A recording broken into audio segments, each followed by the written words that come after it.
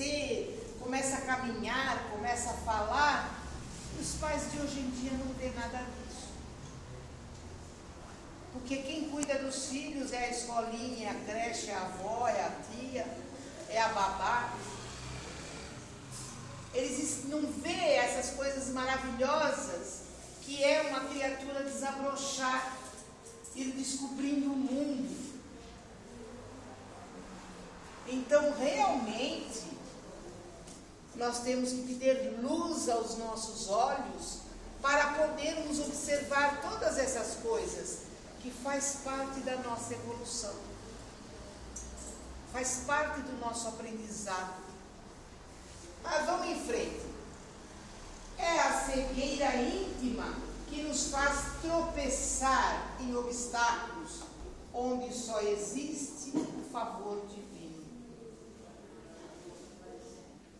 Veja bem, a cegueira nos faz tropeçar em obstáculos, mas esses obstáculos estão ali para nos despertar.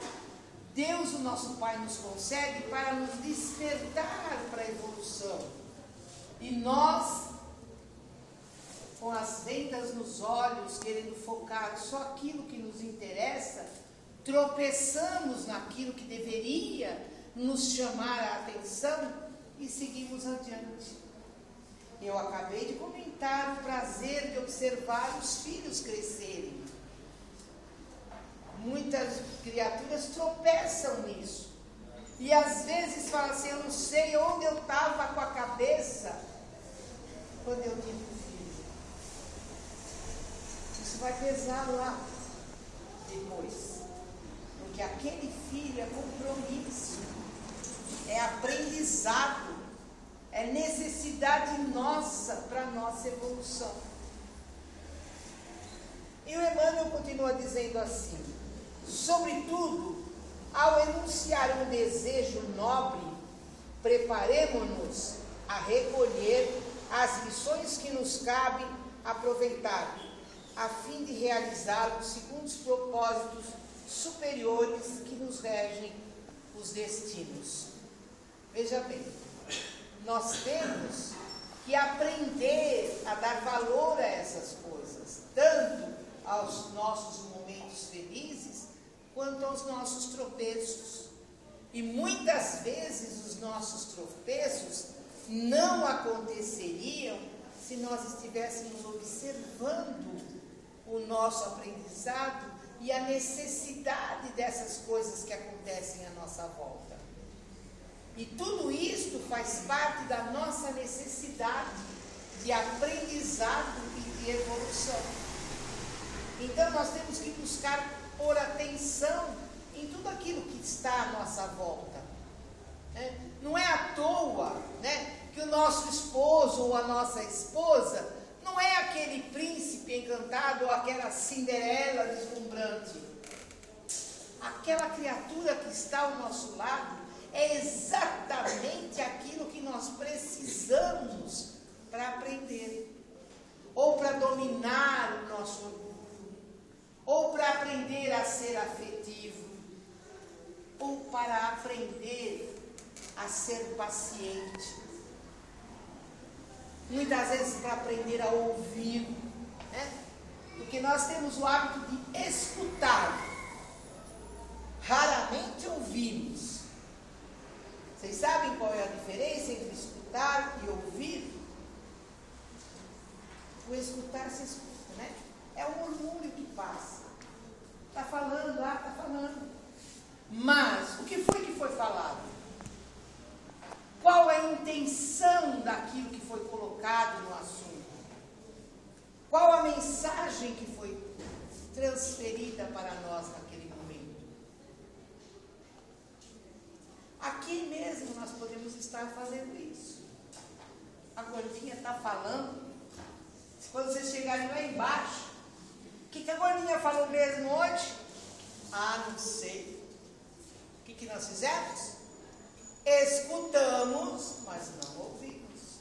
Não pusemos atenção. Bom, não nos espantem dificuldades ou imprevistos dolorosos. Nem sempre o socorro de cima surge em forma de manjar celeste. Né? Às vezes nós estamos passando por uma situação difícil, estamos envolvidos emocionalmente com alguma coisa. E o que nós fazemos? Oh Deus, meu Pai, me ajuda. Eu não sei o que fazer com essa situação. Eu gosto tanto, eu queria tanto, mas não sei o que está acontecendo. Aí a gente perde esse vínculo, né? Ou amoroso, ou de trabalho, ou de estudo, sei lá. Aquilo sai da nossa vida. Aí a gente fica danado, né? Puxa, eu trabalhei tanto, eu lutei tanto, eu busquei tanto, e agora para quê? Para quê? Nós não pedimos para Deus, o nosso Pai, nos auxiliar naquele momento difícil, e agora que Ele ajudou, que Ele limpou o caminho, que está tudo bonitinho, a gente pergunta por quê? Ora, ou queríamos ou não queríamos nos libertar daquilo que estava nos envolvendo de uma maneira dificultosa. Mas nós somos assim, todos nós. Isso é inerente no ser humano. E é isso que Jesus veio nos ensinar, que nós temos que vencer esta nossa insegurança, que nós temos que acreditar numa única verdade que existe para nós, que somos filhos de Deus, que fomos feitos todos iguais, e que a meta da nossa vida é evoluir.